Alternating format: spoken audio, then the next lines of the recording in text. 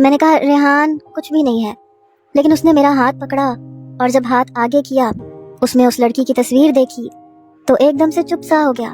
میں نے ریحان کے ہاتھ سے وہ تصویر پکڑ لی اور اس سے کہنے لگی کہ میں تمہاری الماری صاف کر رہی تھی تو یہ مجھے اس میں سے ملی۔ آئی ایم سوری، مجھے نہیں پتا تھا، میں آئندہ احتیاط کروں گی۔ کہنے لگا کس بات کے لیے سوری؟ میں نے کہا آئندہ میں تصویر نہیں لوں گی، یہاں پڑی تھی تو اچانک ہاتھ میں آ گئی تو میں دیکھنے لگی۔ وہ مجھ سے کہنے لگا کہ اب اس تصویر کی میرے نزدیک کوئی اہمیت نہیں ہے۔ یہ کہہ کے اس نے وہ تصویر میرے سامنے پھاڑ دی۔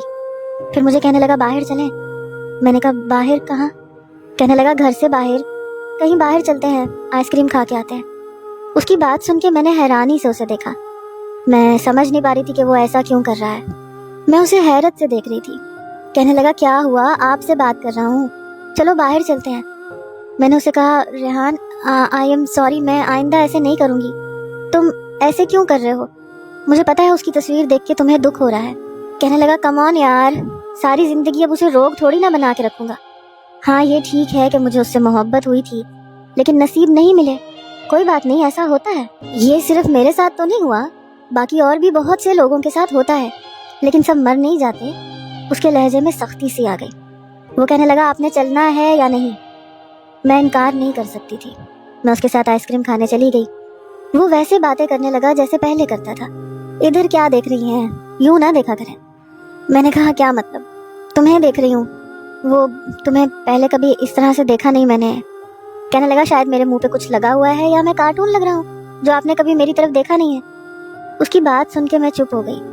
میں نے کہا پہلے ہنستے تھے، باتیں کرتے تھے تو لگتا تھا سب کچھ دل سے کر رہے ہو، لیکن آج ایسے لگ رہا ہے کہ کوئی بناوٹی چہرہ ہے اور زبردستی کی ہنسی ہے۔ کہنے لگا ایسا کچھ بھی نہیں ہے، آپ کو غلط لگ رہا ہے۔ پھر آئس کریم کھانے لگا۔ وہ چپ سا ہو گیا، آئس کریم کے اندر چمچ مارے جا رہا تھا۔ پھر بنا مجھے دیکھ کے کہنے لگا مجھے زیادہ جاننے کی کوشش مت کیا کریں، کبھی کبھی ضرورت سے زیادہ کسی کو جاننا مشکل میں ڈال دیتا ہے اور میں آسانی چاہتا ہوں۔ پھر ہنسنے لگا، کہنے لگا آئس کریم بہت مزے کی ہے، جلدی سے ختم کرے ورنہ پگھل جائے گی۔ میں آئس کریم کھانے لگی۔ اب وہ ویسا ہی رہنے لگا تھا، اسی طرح رہتا تھا، باتیں کرتا تھا، لیکن مجھے لگتا تھا جیسے کھوکھلا پن ہے اس کے اندر، شاید خود کو بہلانے کی کوشش کر رہا ہے۔ جو بھی تھا لیکن اب وہ میرا بہت خیال رکھتا تھا۔ ایک بار شام کے وقت وہ آفس سے آیا تو تیز بارش شروع ہو گئی تھی۔